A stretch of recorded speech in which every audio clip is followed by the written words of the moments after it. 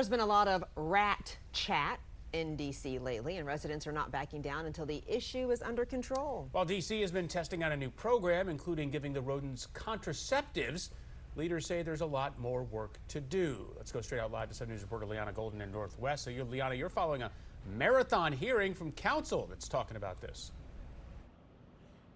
Yeah, it looks like it was a busy day for D.C. Council between what John is looking at with Waymo and this story right here. 5 hours worth of testimony. So safe to say that D.C. residents are passionate about their rats and getting rid of them. But something we learned yesterday is kind of scary and very, very serious. 12 kids at least were taken to the hospital last year with rodenticide exposure, rat poisoning essentially, which is a clear sign, some say, that the protocols here in D.C. are not nearly tight enough on this.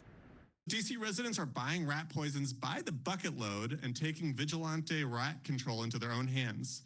Due to a loophole in DC law, only pest control professionals require certification to use dangerous chemicals.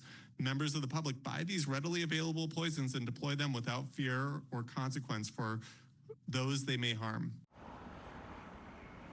And apparently endangered wildlife is also getting into this stuff. Councilmember Henderson said 85% of the dead hawks and eagles in D.C. had signs of poisoning. So one of the bills under consideration right now would require both training and certification for the sale and use of rat poisoning in D.C. Obviously, a lot of questions as to how the district would actually implement and keep track of that, which is why this conversation is still ongoing. Another proposal, though, would tighten how D.C. publicly tracks rat numbers because there's concern that 311 reports are not quite accurate. So I'm going to assume that our numbers are way off. And also there are whole swaths of the city for whom is not on our radar as a rodent issue. Yeah, I think that's a fair assumption. I would also add that the difference between someone spotting a rat and putting it into 311 and someone seeing a burrow, which is indicative of, I don't know how many multiples rats.